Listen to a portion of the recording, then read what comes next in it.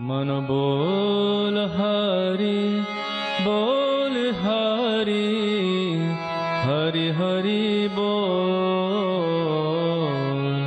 गोविंद माधव गोपाल बोल।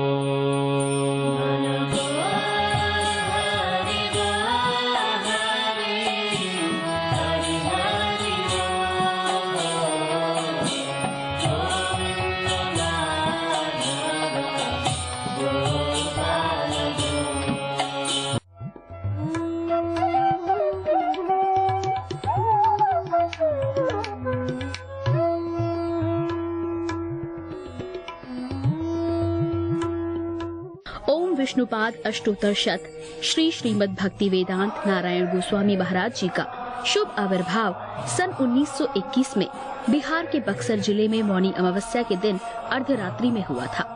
प्रारंभ से ही इनकी धर्म में रुचि थी। बचपन में ही उन्होंने गीता, रामायण आदि का अध्ययन किया था। संसार से अत्यंत तीव्र वैराग्य होने के कारण 25 वर्ष की आयु में ही वे गृहस्थ जीवन त्याग कर मठ में निवास करने लगे। सन 1946 में उन्होंने नित्य लीला प्रविष्ट ओम विष्णुपाद श्री श्रीमद् भक्ति प्रज्ञान केशव गोस्वामी महाराज जी से विधिवत दीक्षा प्राप्त की तथा सन 1954 में संन्यास ग्रहण किया। मथुरा में निवास करते हुए अपने गुरु की आज्ञा तथा कृपा से अनेक ग्रंथों का हिंदी भाषा में अनुवाद किया है। इनके प्रमुख ग्रंथ हैं श्रीमद् भगवद गीता, गीत गोविंद, जैव धर्म, वेणु गीत, भजन रहस्य, ब्रजमंडल परिक्रमा, श्री श्री वृहद भागवतामृतम। इन सभी ग्रंथों का English, Spanish, Dutch, French, German, Russian, Italian, Portuguese, Chinese आदि विश्व की अनेक भाषाओं में अनुवाद हो रहा है। लगभग पिछले 60 वर्षों से श्रील भक्ति वेदांत नारायण गोस्वामी जी महाराज ने भारत एवं विश्व के सभी प्रमुख देशों में शुद्ध भक्ति का प्रचार किया, अर्थात भक्ति योग की शिक्षा प्रदान की। श्रील गुरुदेव के भक्ति प्रचार कार्य से प्रोत्साहित होकर अमेरिका के ह्यूस्टन के मेयर द्वारा श्रीमान लीपी ब्राउन ने 31 मई सन 2003 को इन्हें ऑर्डिनरी सिटीजनशिप एवं गुडविल एम्बेसडर के सम्मान से विभूषित किया। सन 2003 में ध्वजाचार्य पीठ तथा विश्व धर्म संसद ने श्रील गुरुदेव को कृष्ण भक्ति, विश्व भर में सनातन धर्म के प्रचार प्रसार तथा ब्रजमंडल के संरक्षण एवं पुनरुद्धार हेतु अनेक अथक प्रयासों के लिए योगाचार्य की उपाधि से सम्मानित किया। इस प्रकार संपूर्ण विश्व में प्रेम धर्म का प्रचार प्रसार करते हुए श्रील भक्ति वेदांत नारायण गोस्वामी जी महाराज ने 29 दिसंबर 2010 को श्री जगन्नाथपुरी में अपनी भौम लीला को संवरण किया। वे अपनी दिव्य शिक्षाओं में और अपने निष्कपट आश्रित जनों के हृदय में सर्वदा विराजमान हैं।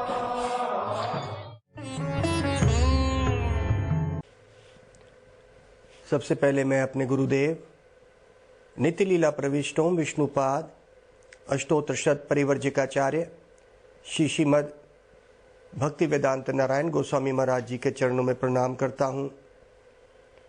नित्य लीला प्रविष्ट ओम विष्णुपाद अष्टोत्तर शत परिवर्जिकाचार्य श्री श्रीमद् भक्ति वेदांत स्वामी श्रील प्रभुपाद के चरणों में प्रणाम करता हूँ। अपने परम गुरुदेव नित्य लीला प्रविष्ट ओम विष्णुपाद अष्टोत्तर शत परिवर्जिकाचार्य श्री श्रीमद् भक्ति प्रज्ञान केशव गोस्वामी महाराज जी के चरणों में प्रणाम करता हूँ। आप सब दर्शकों का, भक्तों का, श्रोताओं का स्वागत है। आज हम चर्चा करेंगे भगवान की इस माया के बारे में। भगवान की इस माया को शास्त्र में बहिरंगा शक्ति के नाम से भी जाना जाता है। ये बाहरी शक्ति है भगवान की, जो इस संसार में जीवात्माओं को भ्रमित करके रखती है। वो भुला देती है कि हमारा अस्तित्व क्या है। और इस माया का एक और नाम बोलते हैं त्रिगुणी माया। ये भगवान की त्रिगुणी माया है। त्रि मतलब तीन, गुणी मतलब गुण, गुण मतलब रस्सी, गुण का एक नाम रस्सी भी है। और गुण का एक और मतलब होता है जाति। तो इसकी क्या जाति है? इसकी तीन रस्सियां हैं। इसको त्रिगुणी माया कहते हैं। अर्थात एक व्यक्ति जब इस संसार में आता है तो 3 प्रकार की रस्सियों से बंध जाता है। ये भगवान की बहिरंगा शक्ति है, इसको त्रिगुणी माया भी कहते हैं। 3 रस्सियों से बंधा हुआ एक जीव। ये रस्सियां क्या हैं? सत्वगुण की रस्सी। सत्वगुण की रस्सी कैसे बांधती है एक व्यक्ति को? व्यक्ति अपने आप को बड़ा धार्मिक समझता है, प्याऊ खुदवा देता है जहां पे पानी पी सकते हैं प्यासे लोग, अस्पताल बना देता है अगर वो सत्वगुण में है, सत्व के कार्य करता है, सत्य कार्य करता है, पेड़ लगवा देता है छाया के लिए,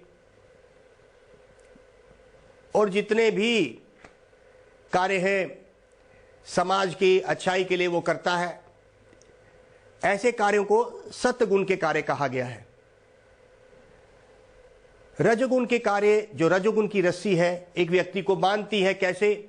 जब वो रजोगुण में कहता है मैं और मेरा, आज मेरे पास इतना पैसा है, कल मैं इसको इतना करूंगा, आज मेरे परिवार को मैंने इतना कुछ दिया, कल मैं इतना और कमा के ले आऊंगा। जब वो इस पागलपन में रहता है तो कहते हैं कि ये रजोगुण की रस्सी है,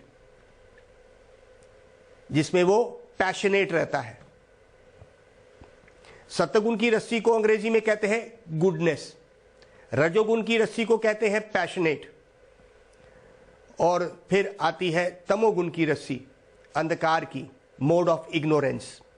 ये रस्सी कैसे बांधती है? एक व्यक्ति अपने आप को भूल जाता है और शराब के नशे में या ऐसा संग करता है जहां पे आत्मा का कोई भी ज्ञान नहीं है, और समाज के लिए भी दुखदाई, अपने लिए भी दुखदाई होता है, ऐसे कार्य करता है।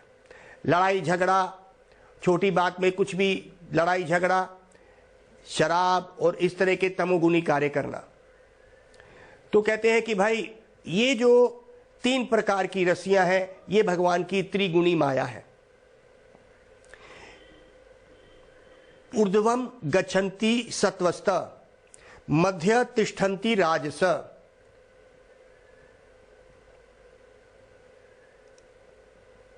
अधो गच्छन्ति तामस। ऊर्ध्वम गच्छन्ति सत्वस्त, मध्य तिष्ठन्ति राजस, जगन्य गुणावृत्तिस्त, अधो गच्छन्ति तामस। अधो मतलब नीचे की तरफ। तो जब एक व्यक्ति अपने पूरे जीवन में कभी सत्वगुण की रस्सी से बंधा जाता है, कभी रजोगुण की रस्सी से बंधा जाता है, और कभी तमोगुण की रस्सी से बंधा जाता है, तो कहते हैं कि मान लीजिए एक व्यक्ति अपने जीवन में इन तीनों रस्सियों से बंधा रहता है, लेकिन अगर उसका पूरा रिजल्ट, उसने जो भी कार्य करे, अगर वो सत्वगुण में आ जाते हैं, उसको ऐड करके, उसको जोड़ जोड़ के जितने भी कार्य करे, तो कहते हैं ऊर्ध्वम गच्छन्ति सत्वस्त।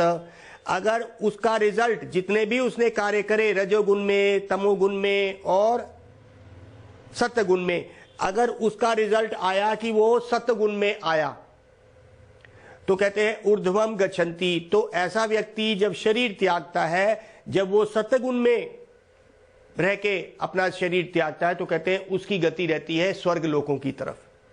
ऊर्ध्वम गच्छन्ति सत्वस्त, मध्य तिष्ठन्ति राजस। तो कहते हैं कि जो व्यक्ति अपने जितने भी कार्य उसने करे, लेकिन उसका रिजल्ट रहा कि वो रजोगुण में उसने शरीर त्याग दिया, तो कहते हैं वो वापस इन पृथ्वी लोकों में आ जाता है। अधो गच्छन्ति तामसा। और अगर उसके जीवन भर की जितने भी कार्य हैं तमोगुण में रहते हैं, तो वो अधो गच्छन्ति, नरक लोकों की तरफ चले जाएगा। गुणेन इतान अतित्यत्रिन। कृष्ण अर्जुन को बोल रहे हैं भगवत गीता में, गुणेन, गुणेन मतलब ये गुण, इतान अतित्यत्रिन, ये 3 होते हैं। अर्जुन को बोल रहे हैं गुणेन इतान अतित्यत्रिन, देही देहा समुद्भवन, जन्म मृत्यु जरा दुखैर, विमुक्तम अश्नुति, विमुक्तोमृतम, विमुक्तो अमृतम। जो व्यक्ति इन तीनों गुणों को लांग लेता है, इनके ऊपर कार्य करने लगता है, रजोगुण, सत्वगुण और तमोगुण से ऊपर चले जाता है। गुणेन इतान अतित्यत्रिन, देही देहा समुद्भवन, जन्म मृत्यु जरा दुखैर। अगर वो शुद्ध सत्व में चले जाता है तो वो जन्म, मृत्यु और बुढ़ापा और बीमारी का आने जाने का चक्कर खत्म हो जाता है। अमृतम, वो इसी जीवन में अमृत का चखना शुरू कर देगा। क्या मतलब हुआ, कैसे चलेंगे इसके ऊपर? तो भगवान ने बड़ा ही आसान इस बात को कहा। उन्होंने कहा माम चायो व्याभिचरेना भक्ति योगेना सेवते। देखिए कितने आसानी से उन्होंने बोला, भक्ति योग से, अर्थात जब तू भक्ति में आ जाएगा, इसी को ही कहते हैं शुद्ध सत्व का कार्य। सत्व के ऊपर जो कार्य होता है उसको शुद्ध सत्व का कह दिया। तो बोले भक्ति योगेना सेवते सगुणेना समतितैतन ब्रह्म भूयाय कल्पते। तू ब्रह्मभूत में पहुंच जाएगा। शुद्ध सत्व में कैसे पहुंचेगा? अरे भाई, या तो तेरे को सत्वगुण पकड़ता है, अच्छे कार्य तो कर लेगा तो तेरे को अच्छे लोकों में जन्म मिल जाएगा। रजोगुण के कार्य करेगा, पैशनेट कार्य करेगा, वापस पृथ्वी लोक में आना पड़ेगा। और जब तू तमोगुण के कार्य करेगा तो तेरे को इस नरक लोकों में जाना पड़ेगा। इस तरह तू 84 लाख योनियों में घूमता रहेगा, कभी सत्वगुण, कभी रजोगुण की रस्सी, कभी तमोगुण की रस्सी। इस तरह तेरा आवागमन का चक्कर नहीं जा सकता। तो कहते हैं भाई इन गुणों के ऊपर उठ। तो अगर तू अभी भी उठ जाएगा इन तीनों गुणों से, भाई हर कार्य तो इन गुणों में आ रहा है, तो कहते हैं कि भक्ति योग को शुद्ध सत्व कहा गया है। एक व्यक्ति जो भक्ति योग शुरू कर देता है वो शुद्ध सत्व में पहुंच जाता है। कृष्ण ने और इसको साफ करा, अच्छी तरह समझाने के लिए अर्जुन को बोला, न अन्यम गुणेभ्या कर्तारम। हे अर्जुन, जब तू समझ गया कि ऐसा कोई कार्य इस संसार में नहीं है जो गुणों के अंदर नहीं आता, न अन्यम, कोई ऐसा कार्य नहीं है, तेरे सारे कार्य गुणों में आ रहे हैं। यदा दृष्टानुपाश्यति, पाश्यति मतलब देखना, जब तेरी ऐसी दृष्टि हो जाती है कि इस संसार के सारे कार्य गुणों के अंदर ही आ रहे हैं। रजोगुण में तो स्वर्गलोक में जाना पड़ेगा। स्वर्गलोक में भी जन्म मृत्यु का बंधन है भाई। इंद्रिय तृप्ति बहुत हो सकती है लेकिन जन्म मृत्यु का बंधन वहां भी है। तो कहते हैं न अन्यम। हे अर्जुन, जब तेरी दृष्टि ऐसी हो गई कि तू समझ गया कि सारे कार्य इस गुणों में ही आ रहे हैं, तो तब तू न अन्यम गुणेभ्या कर्तारम यदा दृष्टानुपाश्यति। न अन्यम, कोई ऐसा कार्य नहीं है, गुणेभ्या कर्तारम, जो गुणों के अंदर नहीं आ रहा, जो तू कर नहीं रहा। यदा दृष्टानु, यदि तेरी ऐसी दृष्टि हो गई, अब तू समझ गया कि सारी चीजें तेरे को गुणों में बांध रही हैं, स्वर्ग लोक में ले जाएंगी या सब पृथ्वी में वापिस ले आएंगी या नरक में ले जाएंगी, सब जगह जन्म मृत्यु का बंधन है। थोड़ी देर की इंद्रिय तृप्ति ज्यादा हो सकती स्वर्ग लोक में, लेकिन जन्म मृत्यु तो वहां भी है भाई। जब तू ये समझ जाएगा, जब तेरी दृष्टि ऐसी हो जाएगी, गुणेभ्यश्च च परम वेति मद भावम दिगच्छति, तब तू मेरे भाव को पहचानेगा भाई, तब तू मेरे भाव को पहचान सकता है। तो इसका मतलब ये है, भगवान ने ये बोला कि संसार में कुछ भी कार्य तू कर रहा है, गुणों में बंधता चले जा रहा है भाई, इन रस्सी में बंधता जा रहा है। हमारे भक्ति सिद्धांत सरस्वती ठाकुर बड़ा सुंदर एक उपाख्यान देते थे इन गुणों के बारे में। कहते देखो, एक अच्छा राजा था, उसका एक सेनापति था और उसका एक महामंत्री था। सेनापति, राजा और महामंत्री लगभग एक ही उम्र के थे। इन तीनों के एक एक लड़का था और वो लड़के बचपन से ही आपस में इकट्ठे खेलते थे और एक ही उम्र के होने से एक साथ जब बड़े हो रहे थे तो बड़ा घनिष्ठ मित्रता थी तीनों में। किसमें? सेनापति का लड़का, महामंत्री का लड़का और राजा का लड़का। जब ये बड़े हो गए तो अब ये जंगल में जाते थे शिकार खेलने भी। अब ये विवाहित उम्र के हो गए थे। एक दिन ये तीनों जंगल में शिकार खेलने गए तो इतनी दूर चले गए शिकार करते करते कि एक दूसरे राज्य में पहुंच गए, दूसरे राजा के। और उस दिन क्या हुआ कि वो राजा अपने देश में नहीं था, वहां पे भी ऐसा कोई कुदरती खेल हुआ कि वहां का राजा, वहां का सेनापति और वहां का महामंत्री, उन तीनों के एक एक संतान थी जो लड़कियां थी, कन्याएं। वो भी इतनी ही उम्र की थी जो ये तीनों की उम्र थी इस देश के राजा की। शिकार कर रहे थे ये तीनों। वहां पे ये तीनों स्त्रियां जो विवाहिता उम्र की थीं, कन्याएं इनको दिखी और देखते ही इन तीनों का उन तीनों से कुछ प्रेम ऐसा हुआ कि ये सारे बहुत अच्छे मित्र बन गए। मान लीजिए कि राजा के पुत्र ने राजा की पुत्री के साथ प्रेम हो गया, सेनापति की पुत्री का प्रेम दूसरे राज्य के सेनापति की पुत्री से हो गया, उसी तरह से महामंत्री के पुत्र का प्रेम महामंत्री की पुत्री से दूसरे देश का हो गया। और इतना अच्छा प्रेम हुआ कि इन्होंने विवाह भी कर लिया और उसी राज्य में रहने भी लग गए। कुछ दिन बाद जब दूसरे देश का राजा जो गया हुआ था बाहर किसी जंग लड़ाई के मैदान में, जब वो वापस आया, उसने ये देखा तो बड़ा क्रोधित हुआ। उसने इन 6 को लेके कारागार जेल में डाल दिया।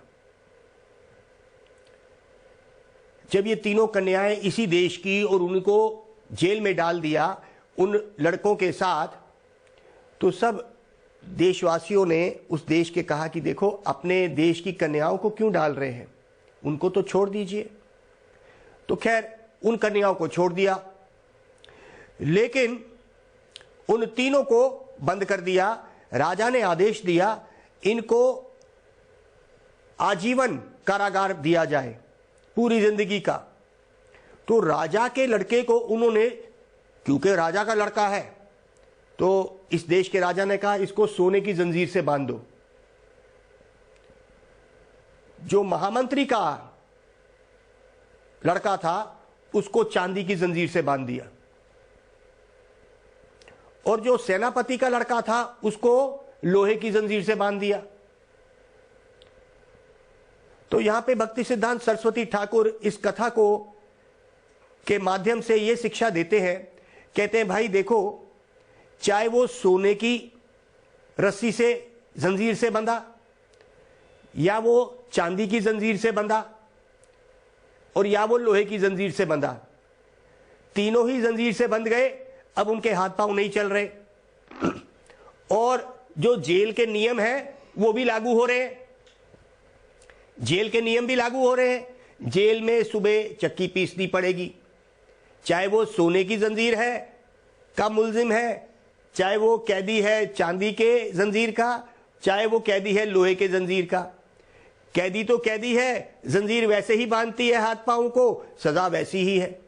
उसी तरह से भक्ति सिद्धांत सरस्वती ठाकुर इस बात को समझाना चाहते हैं कि अगर आप सतगुण में शरीर त्यागते भी हो, ऊंचे लोगों को प्राप्त करते हो, लेकिन वहां पे भी जन्म मृत्यु बुढ़ापा बीमारी की जंजीर से तो बंधोगे ही। चाहे वहां पे इंद्रिय तृप्तियां, वहां पे भोग विलास ज्यादा है, लेकिन जन्म मृत्यु के बंधन से छुटकारा वहां नहीं है। चाहे एक अमीर घर में पैदा हो कोई, चाहे गरीब घर में पैदा हो, जन्म मृत्यु बुढ़ापा और बीमारी तो ये एक व्यक्ति को सहना ही पड़ेगा।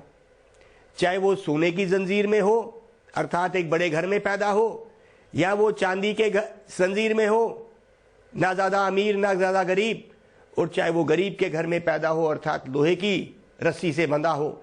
जन्म मृत्यु बुढ़ापा बीमारी का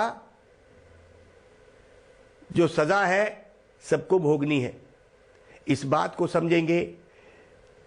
भगवान ने भगवद गीता में इन गुणों से मुक्त होने की रास्ता बताया।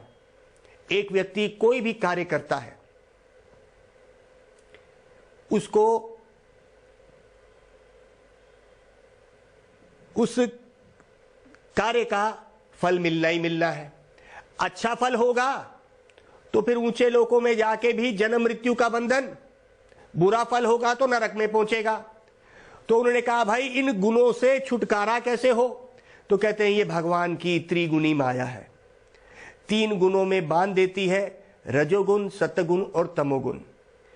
जब एक व्यक्ति गुणों से बंध जाता है तो उसको जन्म मृत्यु का बंधन प्राप्त होता है। भक्ति योग से, जहां पे भगवत गीता में बताया गया कि भक्ति योग से उन गुणों से छुटकारा पाया जा सकता है। यहां पे कोई भी ऐसा कार्य जो गुणों से मुक्त हो ऐसा नहीं है। इसीलिए भगवान ने अर्जुन को यह बोल दिया, जब तेरी ऐसी दृष्टि होगी, जब तू समझ जाएगा कि ये संसार की कोई भी कार्य हमें गुणों में बांध देंगे, रस्सी में बांध देंगे, और वो रस्सियां हमें संसार के जन्म मृत्यु से बांध देती हैं, तो भगवान ने बहुत सुंदर रूप में साफ शब्दों में बोल दिया, माम चायो व्याभिचरेना भक्ति योगेना सेवते। भक्ति योग का सेवन करने से सगुणेना समतित ऐतन, समतित ऐतन मतलब उन गुणों के ऊपर चले जाएगा तू। जब तू जैसे ही भक्ति योग शुरू करेगा, भक्ति योग, भक्ति से अपने आप को तूने भगवान के साथ जोड़ना है। भक्ति क्या होती है? कलयुग में भक्ति बड़ा ही आसान कर दी गई है, भगवान ने करी। भक्ति का कलयुग में मतलब होता है भगवान के नाम का उच्चारण। ये 16 शब्द का उच्चारण भगवान ने कलयुग में, कलयुग के लोगों के लिए दिया, जिसको हम हर बार प्रचार कर रहे हैं। हरे कृष्णा कृष्णा कृष्णा हरे हरे, हरे राम राम राम हरे हरे। तो कहते हैं सजम कर्म कुंतया स दोषम अपि न त्याज्यत, सर्वरंभ ही धूमेना धूमेन अग्निरिवतः। कहते हैं साथ में ही जन्म लेता है। ओ अर्जुन, जैसे ही तू कर्म करता है उस कर्म का फल तेरे साथ लग जाता है। चाहे तू अच्छा कार्य कर, मान ले तूने अस्पताल बना दिया, कार्य अच्छा था, लेकिन इस अच्छे कार्य के पीछे कहीं ना कहीं कुछ ना कुछ तो बुरा छुपा हुआ है। मान लीजिए एक व्यक्ति एक घर में चोरी करता है, चोरी करता करता पकड़ा जाता है। अगर चोरी करता करता पकड़ा जाता है, आसपास के लोग उसको बहुत मारते हैं, लेकिन किसी तरह से वो अपने आप को बचा के भाग जाता है और वो इसी अस्पताल में आ जाता है और अपनी मरहम पट्टी कराता है। ठीक है, अब वो फिर से वैसा ही हो जाता है जैसे पहले मार खाने से पहले था। अब वो क्या करेगा? दोबारा वही कार्य करेगा। तो इसका मतलब ये है कि अब दोबारा वो चोरी करेगा या डाका डालेगा और किसी को मारेगा। तो इसमें किसने मदद करी थी? ये जो अस्पताल है इसने मदद करी थी। इस अस्पताल बनाने वाले में जिसने बनाया उसको भी तो उस बुरे फल का कर्म मिलेगा। तो यहां पे कहा कि यहां पे तू जो भी कर्म करता है अर्जुन, उसका तेरे को अच्छा या बुरा फल मिलेगा ही। अच्छे फलों से तू स्वर्गलोक में तेरे पास भोग विलास, लेकिन जन्म मृत्यु का बंधन वहां भी नहीं छोड़ता। अब्रह्मा भुवना लोका पुनरावर्तीनो अर्जुना। ब्रह्मलोक से लेकर पताल लोक तक पुनरावर्तीनो, ये पुनर्जन्म का चक्कर लगा हुआ है। अर्जुना माम उपेत्या तू कुंतया पुनर्जन्म ना विद्यते। कहते हैं हे अर्जुन, ब्रह्मलोक से लेकर पताल लोक तक ये संसार पूरा ही जन्म मृत्यु बुढ़ापा बीमारी के चक्कर में लगा हुआ है। माम उपेत्या तू कुंतया, लेकिन हे कुंती पुत्र, जो व्यक्ति मेरे पास आ जाता है, माम उपेत्या तू कुंतया, जो मेरे पास आता है उसको ये पुनर्जन्म नहीं होता, दोबारा इसका आने जाने का चक्कर खत्म हो जाएगा। तो भगवान के पास पहुंचने का क्या तरीका है? बहुत आसान सा तरीका है। भक्ति योग क्या है? इस कलयुग में भगवान ने भक्ति योग को, योग मतलब जुड़ना, भक्ति मतलब भगवान के साथ संबंध, प्रेम। तो जब प्रेम से हम भगवान का नाम पुकारते हैं, हमारे संतों ने कहा कि हमारा भगवान से संबंध शुरू हो जाता है। हरे कृष्णा आपने बोला, आपको नहीं पता ये इसने क्या जादू करना है, आपके मन को कैसे बस में करना है। हमारे स्वामी प्रभुपाद कहते हैं देखो, अगर तुम्हें कोई बीमारी है, अगर तुम डॉक्टर के पास जाओगे, डॉक्टर तुम्हें एक गोली देता है। अब गोली में क्या है तुम्हें पता नहीं, और गोली जो भगवान की, जो डॉक्टर ने तुम्हें दी, चाहे तुम जीभ के बाईं तरफ रखो, उस गोली को जीभ के बीच में रखो, या उस गोली को जीभ के दाएं रख दो, और जैसे ही तुमने उस गोली को अंदर किया वो अपना काम करेगी। तुम्हें नहीं पता उस गोली में क्या है, तुमने जबान के दाएं में रखा, बाएं में रखा या बीच में रखा, वो अपना कार्य करेगी। जो बीमारी है, जो बुखार है, जो आपको, वो सब हटा देगी। उसी तरह से खाइते सोईते सदा नाम लीते, खाओ जैसे भी रहो, हमेशा भगवान का नाम लो। ये कलयुग की बीमारी को दूर कर देगा। बीमारी क्या है? हम भगवान की इस माया में फंस गए हैं। ये त्रिगुणी माया है, हमें फंसा दिया है, हम इस रस्सी में फंस गए हैं। अब इस रस्सी से छूटने का एक ही रास्ता है, भगवान का नाम। हम इस बीमारी में, जो जन्म मृत्यु बुढ़ापा बीमारी की है, आत्मा का उससे कोई संबंध नहीं, लेकिन इस शरीर का है। हम अपने आप को भूल के, अर्थात आत्मा को भूल के, हम सोचते हैं हम ये शरीर है। जैसे ही हम भक्ति योग को शुरू करते हैं, अर्थात हम इस तमोगुण, रजोगुण और सत्वगुण की इन सीढ़ियों से ऊपर चढ़ जाएंगे और जन्म मृत्यु के बंधन से हम छूट जाएंगे। और यही हरे कृष्ण महामंत्र जो 16 शब्द का है, ये हमें इस संसार के जन्म मृत्यु से छुड़ा के भगवान के धाम तक लेके जाएगा।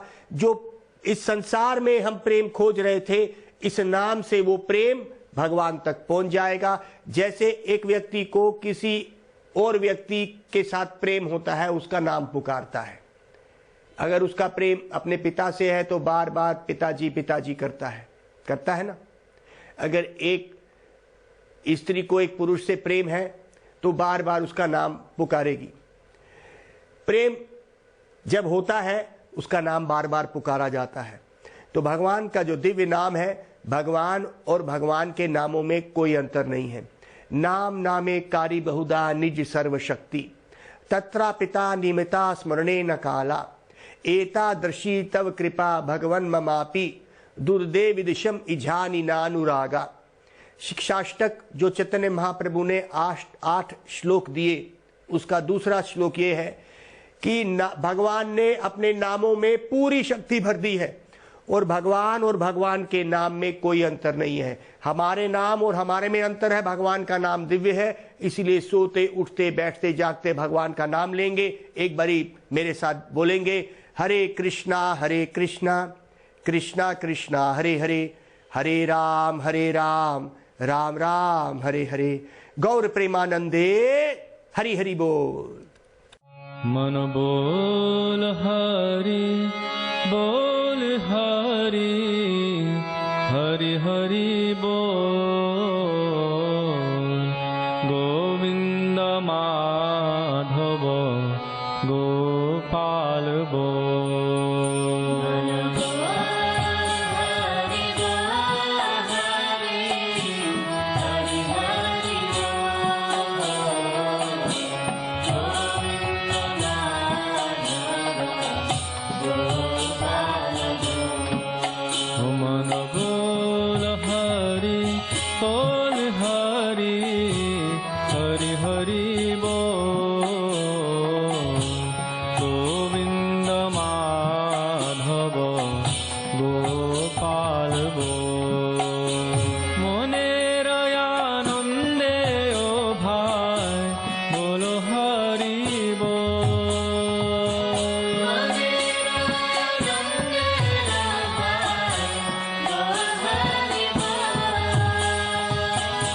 जनमे जनमे सुखे